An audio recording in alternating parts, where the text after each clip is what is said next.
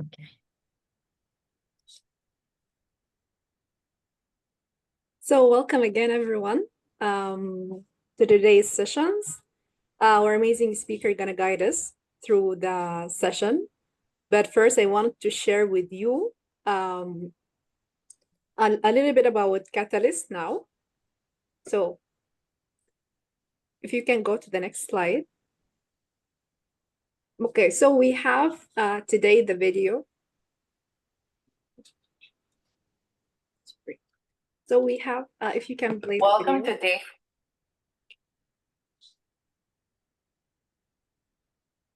Yes, go ahead. 4 of Catalyzing Change Week 2020. UNHCR in April 2025 recorded that there were approximately 122.1 million forcibly displaced people in the world. How do we provide support services, assimilate refugees into societal systems? How do they afford basic rights, even as they flee widespread violence, hunger, and conflict? Our theme for today reflects the issues around civic participation, peace, and justice in the journeys of refugees and migrants. Change is only lasting when people have a voice in shaping it. Civic participation is about more than being present. It is about building systems where every voice carries weight and where communities can take part in designing their own futures. Peace and justice are the foundations on which all progress depends. They take root when dialogue replaces division and cooperation overcomes conflict. And in the stories of refugees and migrants, we see both struggle and strength. Displacement tests resilience, but it also reveals new possibilities for innovation, solidarity, and renewal when dignity is protected and contributions are valued.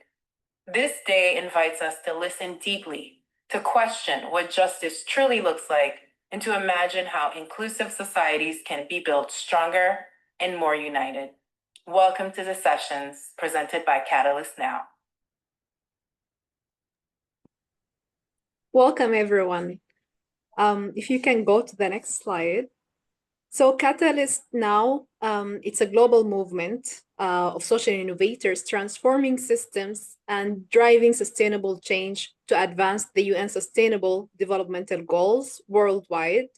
And we are co-creating spaces where the world's social innovators connect, collaborate, and contribute to social transformation.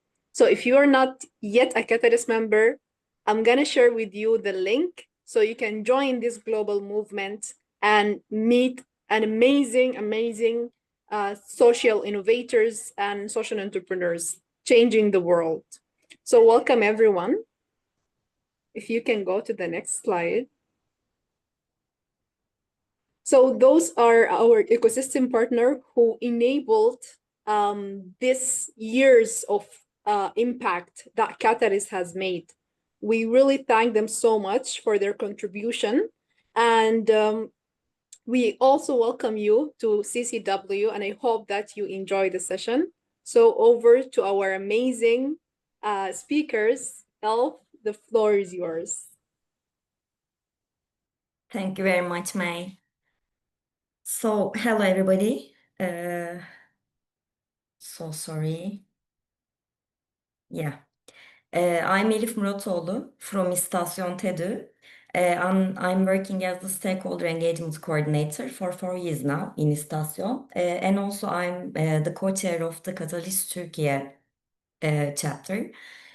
Before starting my presentation, I want to briefly mention about İstasyon TEDU actually. İstasyon is the Center for Social Innovation of TED University. We are based in Ankara, in the capital city of Turkey. And we are doing researches, producing and sharing the knowledge of the social entrepreneurship ecosystem about Turkey. And also we are designing training and consultancy programs for different ecosystem actors. We are running capacity building activities.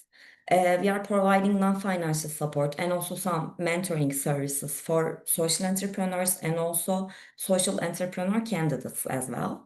We are organizing events that will increase the visibility of social enterprises and raising awareness about social entrepreneurship in Turkey. And finally, we are facilitating interaction between the TED University and the social entrepreneurship ecosystem of Turkey.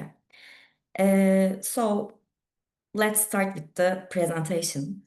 As you all know, on February 6th of 2023, Turkey was struck by 2 earthquakes, and 11 provinces and millions of people are affected by these earthquakes. They caused a massive physical, economic, and social destruction in our country, in the region. And today we want to highlight the critical role played by social enterprise support organizations who are also members of Turkey Social Entrepreneurship Network in rebuilding communities in the affected area.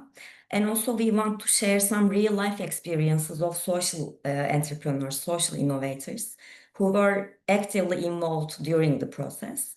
And we want to explore how we can draw a roadmap for resilience for actors working for social good, actually. And to bring these perspectives to life, we have 3 speakers today. Myself, first of all. I will share Turkey Social Entrepreneurship Network's approach to renewal after the crisis. And Zeynep from Accessible Everything, in Turkish erişilebilir her şey, will share her insights on actions taken for people with disabilities during and after the earthquake, actually. And finally, Duygu from Impact Up Ankara will share the Resilience Toolkit for creative platforms with us. But before moving into the experiences, I'd like to briefly introduce the network to you. The Turkey Social Entrepreneurship Network was established in 2018 as an outcome of externally funded project, actually. And after the project ended in 2020, it continued to work through the voluntary efforts of its members, including us. And the network that brings together Turkey's leading social enterprise support organizations, such as Ankara, Impact Up Istanbul, İstasyon TEDÜ, İMECE, Yekpare Social Enterprise, and so on. And our aim is to foster inclusive, collaborative, and data-driven development of social entrepreneurship ecosystem in Turkey. We have 14 members right now. The network is growing. And we are really excited to share that TSCN will officially become an association in the next year, in 2026. So, during such a massive disaster, everyone's first instinct is to go to the area and do whatever they can. But right after a crisis, being beneficial on the field totally requires different set of skills, actually. So, as a network consisting of social enterprise support organizations, we took a step back and assessed our strengths. We thought about what we can do to create a real impact for the affected communities, for the affected social enterprises. And we realized at that point our strongest assets were our extensive connections with social enterprises, organizations, institutions from all sectors, all regions, including the affected area. And also we have an ability to link these organizations together. And we have a culture of solidarity and collaboration. These are our strong assets. So therefore, we define our mission as building bridges. In short term, we wanted to build these bridges to address urgent needs, actually, such as shelter, healthcare, textile products, food, and etc. And in the long term, we wanted to build them to support long-term socio-economic recovery in the region. We tried to talk about affected social enterprises, access to finance, machinery, equipment needs, and etc. and so on. And within the scope, we established TSCN Help Desk. And the help desk is led by Impact Up Ankara. The first thing we did was to personally call the social entrepreneurs and cooperatives we already knew in the region. Also, we set up a WhatsApp hotline so that all social entrepreneurs could easily reach us. But the WhatsApp line is inactive now. We just use that WhatsApp line in the area of the crisis. And we try to understand their needs by these conversations, by talking them on phone. And we try to understand their needs, as I said. As a result, we carried out several short-term matchings. I'd like to share just an example with you. One of women's cooperatives reported an urgent need for underwear, for example. And we connected them with a social prize based in Ankara. And it is called I'm Active, a sustainable textile social enterprise. They quickly produced the required number of underwear and delivered them to the cooperative. And one thing we realized during these conversations was definitely in parallel with our vision of long-term needs, actually. Representatives of the women's cooperatives reported some serious damage to their buildings, their machinery, their equipment, and they have lost all of their raw materials. So they stated that restoring these sources was essential for resuming their production and regaining their income. So, we conducted one-on-one phone interviews with 11 women's cooperatives. And we identified their needs of machinery, equipment, raw materials. We prepared budget estimates in consultation with suppliers recommended by the development agencies working in the area, actually. And in the first phase, we listed the needs for each cooperative using Listio's digital platform for free. Listio is a social enterprise based in Ankara, and it provides a digital platform for creating wish lists, gift lists for people, and making gifting process easier and enjoyable, actually. But we share the lists, the needs lists for cooperatives publicly through TSEM partners. And the cooperatives receive some donations thanks to that lists. But these donations only met a small proportion of the needs because the machines and equipment, as you can guess, were really expensive. So we started to search for alternative funding. We contacted with private sector companies and humanitarian organizations, and luckily at that point, the Ahbap platform reached out to Impact Up Ankara. Ahbap is a civil society platform focusing on solidarity, humanitarian aid, and disaster relief. And they are highly effective. They are really well known. They have strong connections in Turkey and also around the globe. And they expressed their wish to support the women's cooperatives in the affected area. So they managed to find a donor from our neighbor, Greece. A Greece-based olive factory donated 100,000 euros for machinery and equipment of 11 women's cooperatives in the affected area. And İstasyon TEDU facilitated the operational communication between the Ahbap platform and the women's cooperatives. And by November 2023, all of them had received their machinery and equipment. As a result, the cooperatives were able to resume their production. But our efforts to improve the cooperatives' access to market and finance continued after this collaboration with Ahbap platform, actually. TSCN has a traditional New Year's market, and we called it Open Bench, in Turkish Açık Tezgah. And in 2023, İstasyon TEDU is hosting this New Year's market on behalf of TSCN in Ankara, in the university. And we thought that it would be great if we could have the women's cooperatives we supported before can join us in the Open Bench. So we contacted NeedsMap. It is another civil society organization, another social enterprise, and asked them to cover these cooperatives' accommodation and travel expenses. Kindly, they accepted our request, and 5 cooperatives from Adıyaman, Hatay, and Malatya, these are the affected cities by earthquake, opened stands to showcase and sell their products in the next year market. So we also carried out some initiatives focusing on transferring social innovation to affected region. Ashoka Turkey contacted its fellows, and also, so sorry, yeah.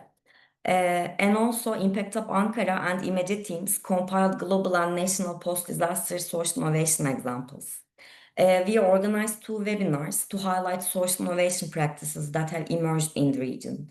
And we aim to mobilize other institutions actually to produce solutions to meet needs in the disaster areas. These solutions were consisting of mobile schools for affected children, livable and sustainable housing solutions, regenerative agriculture practices, and also Accessible Everything also share their solutions that make life easier for people for disabilities.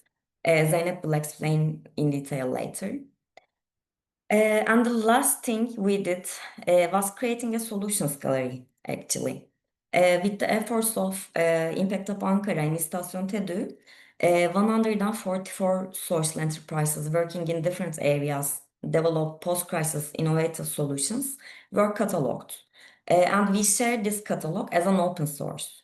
In this way, we developed a gallery of solutions actually, and we made visible the critical roles that social enterprises can play during such times, during crisis. And we showcased what can be done across various sectors through diverse approaches in the aftermath of a crisis. Of course, we all hope we will never experience such a tragedy again, such a disaster again. However, we believe that this catalog will be highly valuable if we face another crisis in the future, because we have a source right now.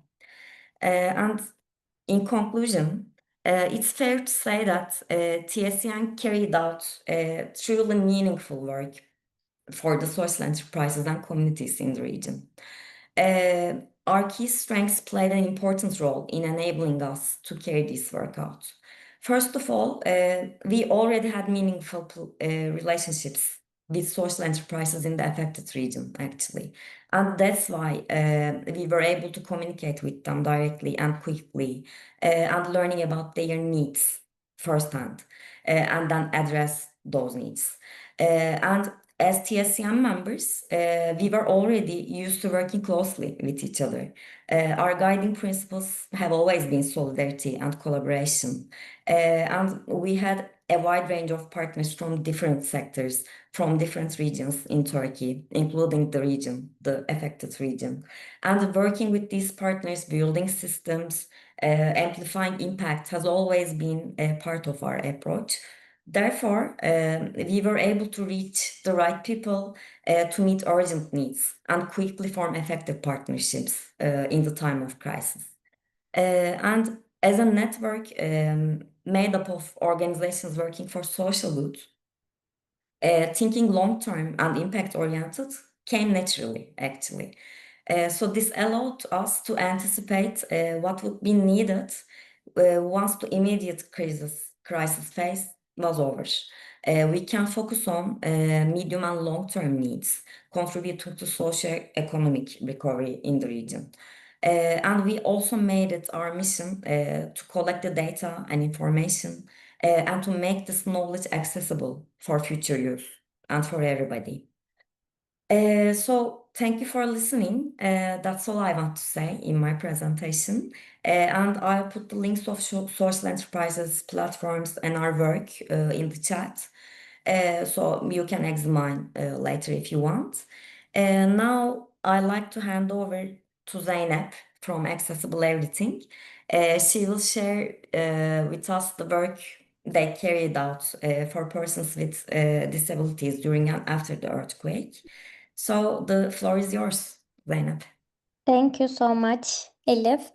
Yes, Elif already set the scene, and I will continue explaining what Accessible Everything, erişilebilir her şey in Turkish, did during and after the earthquake. So I will talk about our short-term and long-term actions during that period. To start with introducing erişilebilir her şey, maybe we can move on to the next slide. We are as erişilebilir her şey, as accessible everything, a disabled-led social entrepreneur that consult companies, brands, institutions to make their services, products more accessible for people with all kinds of disabilities. So it's actually a mixed ability team, which means that it mostly involves people with different disabilities as well as people who identify as non-disabled. Since we are a disabled-led grassroots organization, we have close relationship with all the disabled communities, especially in Istanbul, but like in Turkey in general. But as a social entrepreneur team, we, as I just described, work mostly with companies, brands, and sometimes governmental institutions to make their services accessible. So, like if they, for example, have a physical building, we work on renovating that and making it more physically accessible people, especially who have physical disabilities. And we also focus on social and interpersonal accessibility, which means giving sometimes sign language education to the companies to make their educational materials and their social relationships more accessible within the company or with the customers that they have. We also focus on the digital and content accessibility, which means transforming the websites and social media accounts of the companies to make it more accessible, especially people who have visual differences. I am working as a researcher in accessible everything. So I'm also in academia. So I'm connecting today from Germany because I work here as a postdoc researcher at the university. But I also support accessible everything remotely, especially mostly carrying out their research projects that we do with disabled people. Because in order to consult companies, as I said at the beginning, we have close relationship with disabled communities. So in each and every step, we always involve disabled people in our practices. So we ask them, we conduct user research, and we analyze it, and based on that, we generally take action about what we do. So maybe we can continue with the next slide. So now I will focus a little bit on what we did as a team after the earthquake that Elif just described a little bit. I will start with our short-term actions. So we started to support disabled people in the area individually, which means that there were many disabled people in the area who lost their wheelchairs, who lost their hearing devices, like assistive tools and technologies they use. So the first thing we do was trying to provide these tools and technologies to them, because it was also really hard for them to try to get them in the area. So we generally try to find these relevant devices and tools and try to send them to the earthquake region. So we generally talked individually with disabled people. We had phone calls, like for mostly like a month. We have one-to-one. We developed this one-to-one support mechanism for the disabled people living in the area. So there were some disabled people already like affected by the earthquake and need immediate support. And at the same time, there were some people who were non-disabled before the earthquake, but also become disabled, like affected by the earthquake. So it was also important for us to understand their needs and try to provide the relevant tools and technologies for them. So for that, we actually collaborated a lot with other social entrepreneurs, NGOs, and individual activists, disabled activists, like in the environment, in the region as well. And like because we didn't have the skills to, for example, find the best wheelchair option for an individual, disabled individual in the area. So we contacted to other NGOs and other individual activists to create better solutions for disabled people living in the area. So as you see in the right-hand side, we actually announced this via our social media accounts, or also spreading it to with the help of our personal contacts. So like disabled people in the area who affected by the earthquake, they contacted with us, they reach out to us, and then we try to provide the best possible option to them. So after 2 weeks almost, we also started to develop a mini guide for how to approach to disabled people who affected by the earthquakes with two other organizations called Tohum Autism and Ceviz Autism. They were mostly focusing on autistic individuals. But as Accessible Everything, we also try to cover like people with all disabilities. So we also used their expertise, like we collaborated in that to developing this guide, because as Elif said, many people voluntarily actually traveled to the area trying to help people, but they were not professionals, so they also lacked the information on how to approach a disabled person to maybe support them, to help them. So we developed this guide. For example, if you see a person who have a hearing difference, who might be deaf and who only use sign language, how you approach to them, how you develop a strategy to communicate with them. Or like for autistic individuals as well, or individuals with neurodivergence, if they are nonverbal, then it becomes a challenge for these volunteer people in the area to understand their needs. So we developed this guide to help these volunteer people to learn a little bit more about how to communicate with a disabled person and how to approach to them during that time. So like this mini guide actually adapted and shared with different organizations and different NGOs and other social entrepreneur groups in our network. So we hope that it really helped the volunteer people in the area. We can change the slide. So another thing that we actually did immediately was creating a campaign with Blind Look. They're also a social entrepreneur based in Turkey. And we created this campaign that is called Welcome a Disabled Person Who Affected by the Earthquake to Your Home. So it was like a call to people who live in other cities like Ankara, Istanbul, Bursa, like other cities in Turkey, who may be volunteered to open their houses to people who want to like leave the region after the earthquake. And like as you can imagine, this travel is not easy, especially for people who have physical disabilities. And then in order to find a house, an accommodation, it also adds another layer of challenge, because then the place needs to be physically accessible. For example, there needs to be an elevator, there needs to be no stairs, etc. So it was really our job to organize like finding an accessible housing based on the needs of a disabled person and trying to match these people so that they could at least have a temporary accommodation when they want to leave the earthquake area. Yeah, we can change the slide.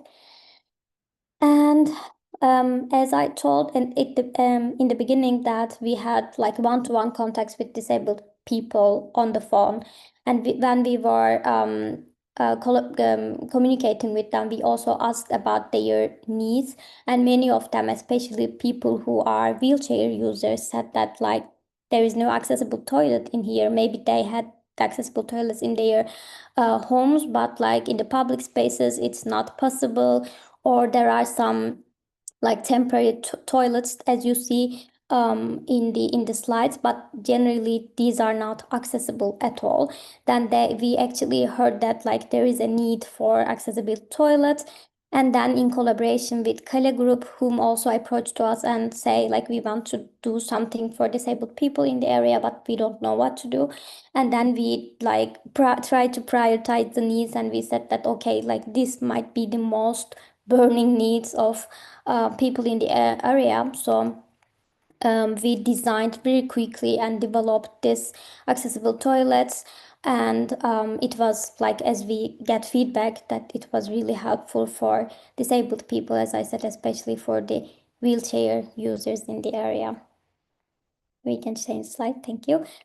I think this was something very minor compared to other stuff that I was just telling, but like I still find it important because like it also shows like how our practices, like without any crisis, like during like the normal life, actually shows itself during the crisis times, right?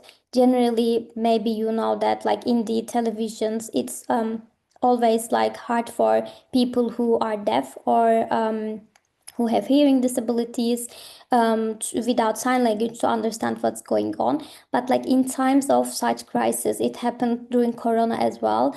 It really affects them to understand what's going on, and it's an important issue for disabled people's rights to access information, like a very crucial, valuable information in this case. So maybe some of you would remember that like in Turkey during this time we had like these big shows on the screen in television that actually tried to raise some money funding to help people who affected by the earthquake, to help the area. But then this television show didn't have the sign language interpretation, which actually excluded people who are deaf, people who doesn't really understand the verbal language.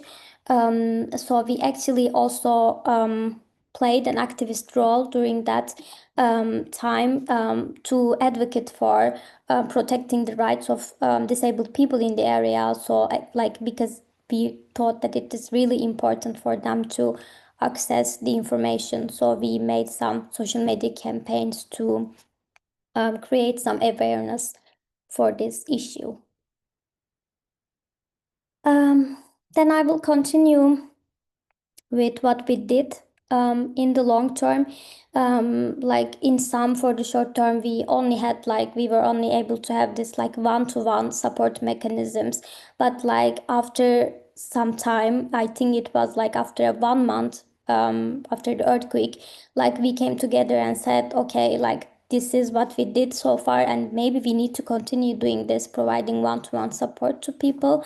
But then we need more long-term plans to actually create more sustainable solutions in the area. So that is really applicable for the area as well. But like if we have, hopefully not, but if we have another similar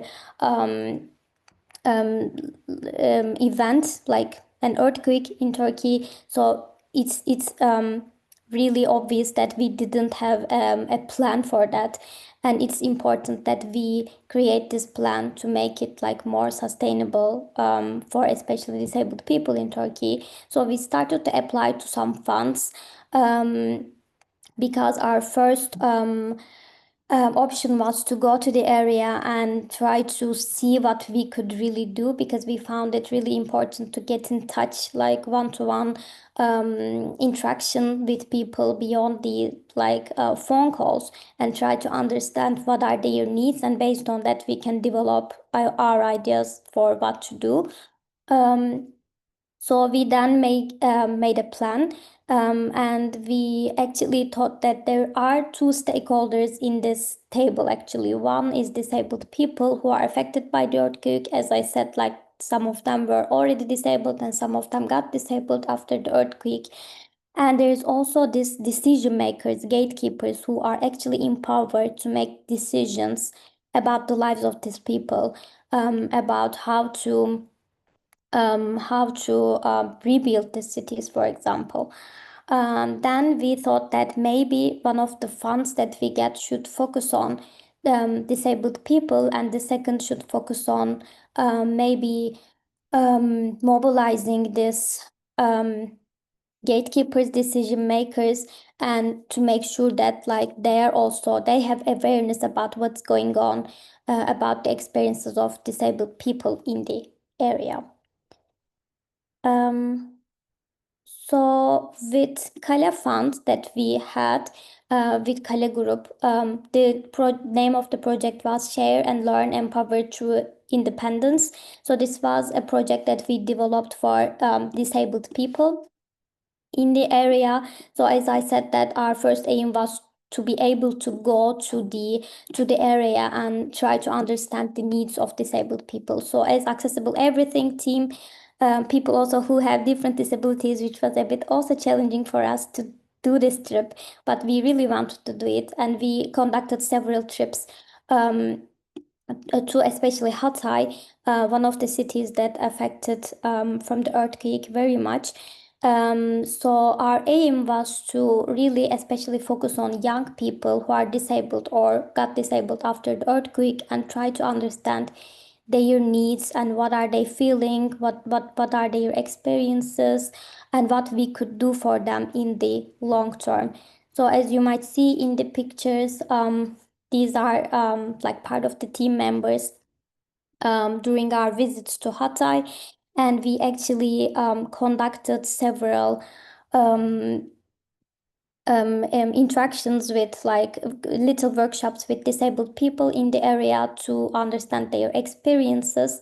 So we during this process we collaborated with especially local disabled activists and also local NGOs, local disabled communities who work on this topic.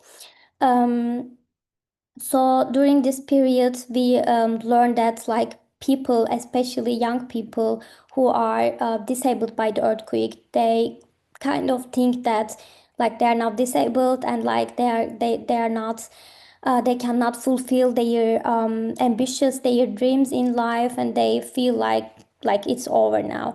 But like as a disabled group, as a disabled community, we wanted to really show them, no, it's not the case.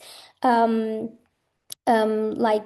we live under this pressure of ableist societal perspective, but it's actually very important for us to try to empower these young disabled people and to show them that like they can still fulfill their dreams in life. So like it was like a free flow engagement workshop sessions with the young people in the area to talk about disability. What does it mean to have a disabled body? What are the barriers in the society? So it could be physical barriers, cultural barriers, so how to fight with them. So we actually basically shared our experiences and we also learned a lot from them. So it was really nice opportunity for us to share our experiences and also learn from them and engage in discussions about being a disabled. So yeah, this was the one thing we did with Kale Group to empower disabled people in the area. And as I said, the second one focused on the gatekeepers, the decision makers who have power to make decisions around accessibility. So not the name of the project was Barriers Are Constructed.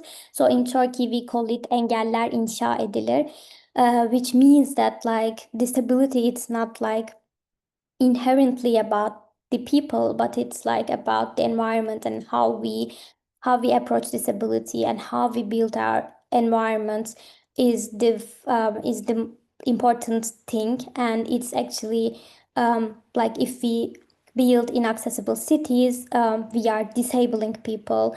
We are building this like disabilities actually. So the main idea was as Hatay is being rebuilt, every new structure should be designed to ensure accessibility for disabled people. So it was kind of like an activist project. So we developed these graffitis that says engeller inşa edilir, barriers are constructed. So we actually painted them in all over Hatay, especially in the areas that like new constructions already started. And we wanted to say that, okay, you are building a new city from scratch now, but like there were disabled people here and there are new disabled people as well. So you need to consider the needs of disabled people when you rebuild these cities. So we proposed some solutions, especially for these decision makers. I just picked some of them. we said that remember that accessibility is a matter of human rights when thinking about any design. If you are designing like a lipstick or if you are designing a city, it's important that you consider accessibility. And always keep the principles of universal design at the center of your work. It's a universal framework already with some rules, and it's actually really easy to follow these rules when you are designing something from scratch. And we found it important that you like these people involve disabled people in their projects so that they get immediate feedback from them, and they actually make them part of the process. So hopefully the new cities, new buildings are more aligning with their the needs of disabled people. Zeynep, so sorry for interrupting, but Yeah. we have 15 minutes more, so if you can be a little bit more quicker. Yes, really I'm actually concluding it.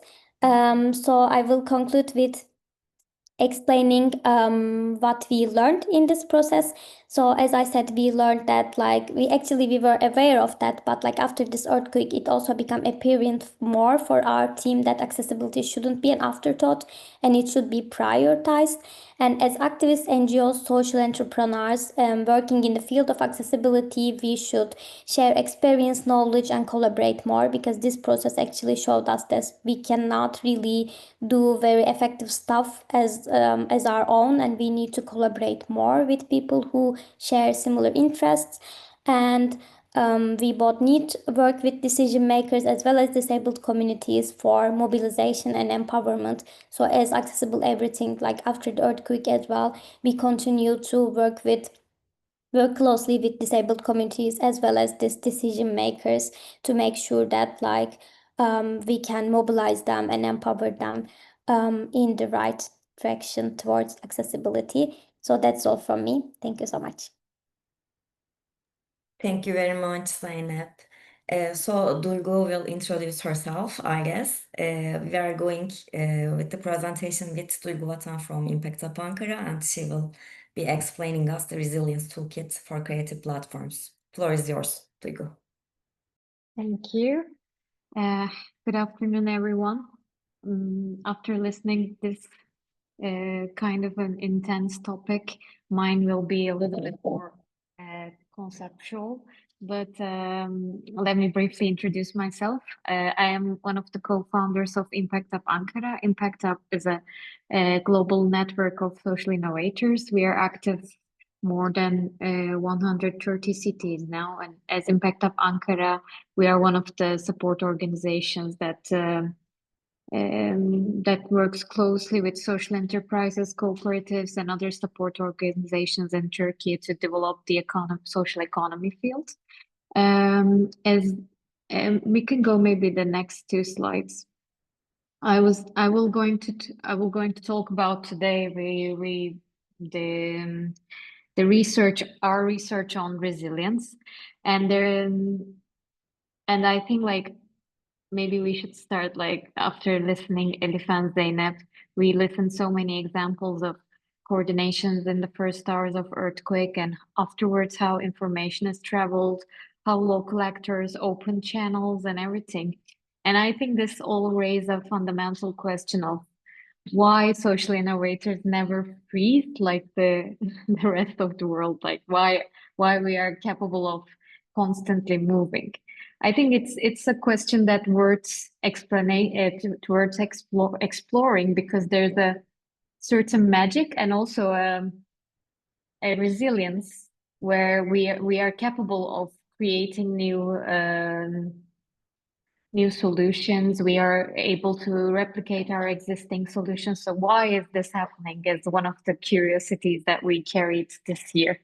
And I think one of the reasons is that when we look at the already existing working conditions of social innovators, we see that it's already very fragile. We are working in gaps. We are trying to transform the system. We are naturally very flexible, just like Elif and Zeynep said. We don't wait for any funds to come. We don't wait for any actors to save us, but we just do whatever it takes to solve a crisis.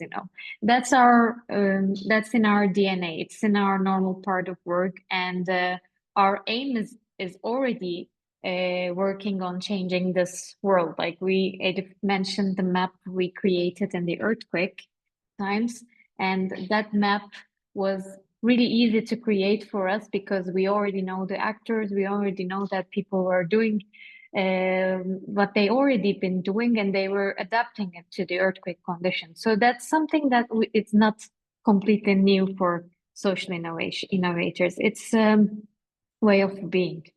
We can go to the next. And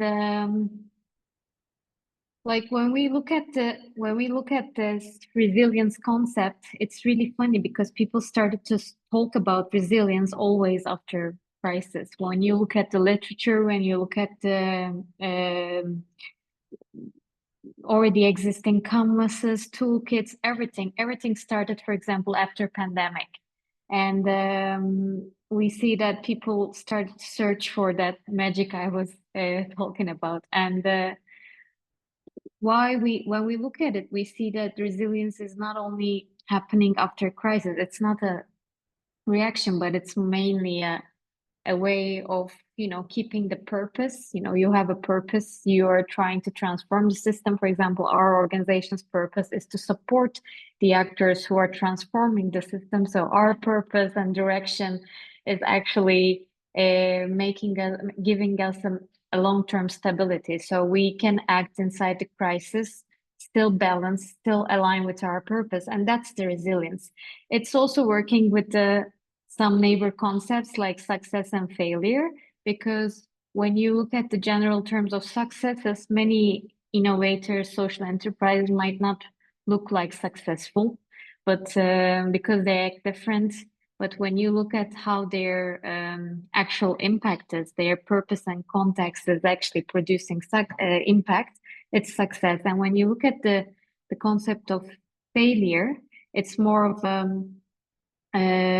it's a precondition to develop resilience. When you start failing, when you're constantly doing the wrong, you start to analyze what is right for you, what is right for the environment and everything. So you become actually more successful and more resilient. You're not resisting.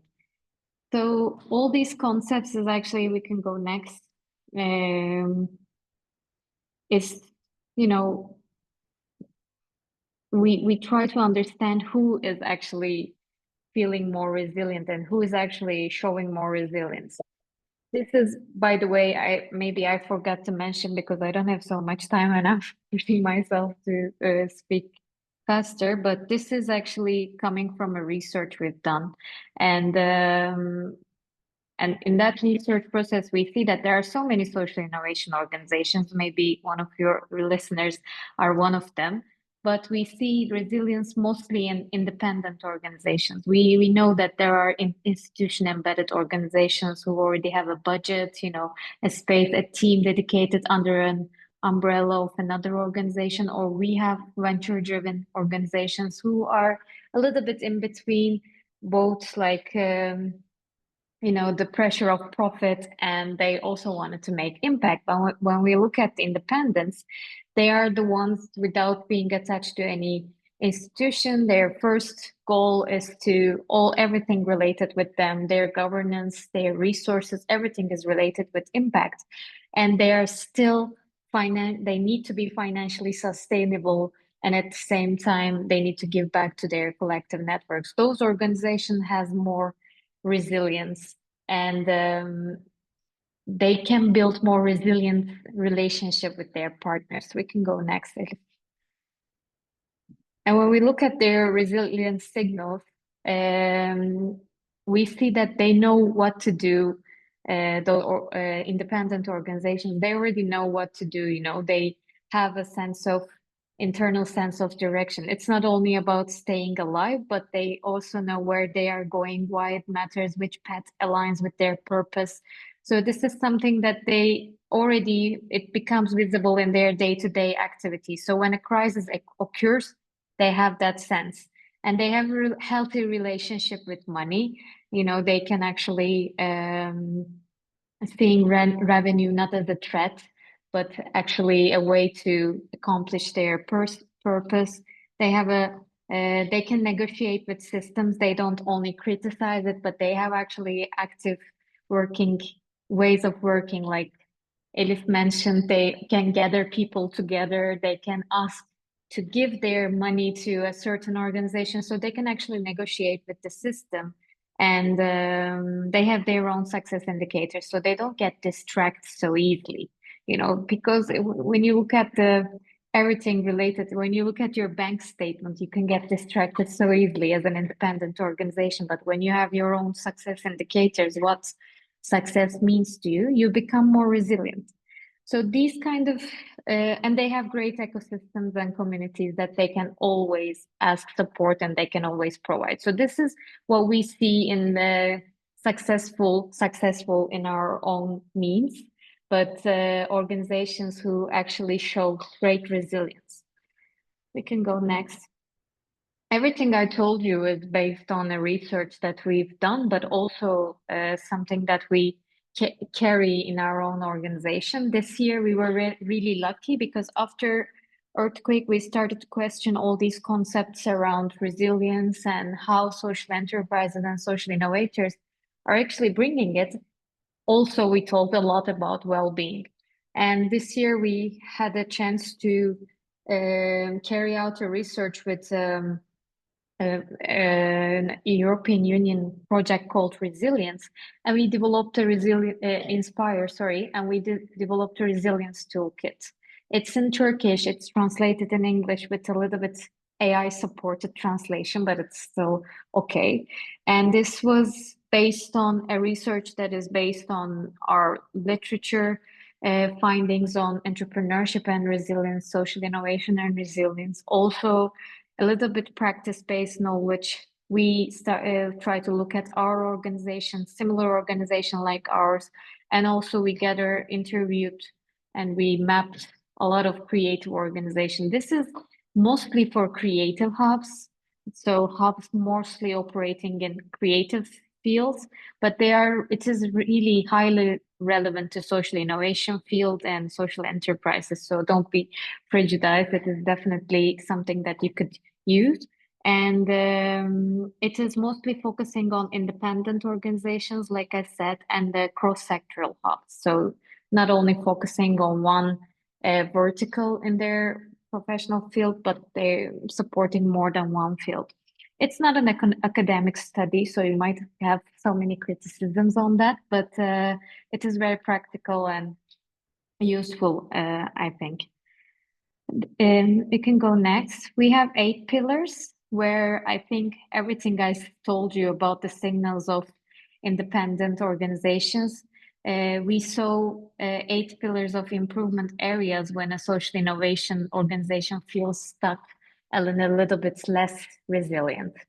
I'll go real quick. It's one of them is your core characteristics, the way that you build your organization. You can always go and look back on that when you're feeling a little bit less resilient, because you understand your spaces. Is there a problem with your ecosystem? Is there a problem with your dual mission balance? Like, is your financial and social purposes stable? So this one of the tools are respecting that. The other one is your purpose, like your intentional capacity to, your founding motivation. The other one is your relationship with system, how your organization is aware and actually involved in the system that is trying to transform.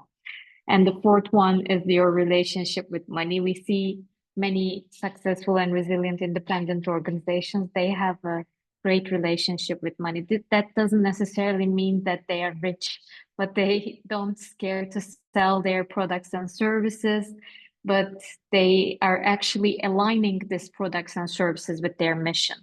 We see, for example, in many social innovation organizations that they go after funds and grants that are not completely aligned with their purpose. So over the years, they have a mission drift. So successful and resilient organizations have a great relationship with money. They know what they are charging for, they know what they're applying for. So this one of the tools in this toolkit is helping you to ask yourself this hard question. Do you have a good relationship with money? We can go next. And the other four pillars is about your partnerships inside your organization. Like having a value aligned dialogue with other people that you're running the organization with without having any tension, your team and operation, what needs to be done, the way you define success so you don't get distracted, as I already said, and how you feel well as an individual to, if you're not feeling well as an individual and if you cannot carry the organization by yourself, what you need to do. So this toolkit has this 8 pillars, which I think after this earthquake aftermath gives us a lot of thought on these 8 pillars and how we should actually work on each one of them from time to time. We can go next, Elif. So how you can use this framework is actually when your direction as a social innovation organization is blurry and you feel you feel a need to regain focus. We strongly recommend on working on this subject. You can work it with your team. You can work with facilitators. You can even do it as a periodic self-assessment. If everything is going well and going great, we have checklists inside that, and you can actually use the Resilience Toolkit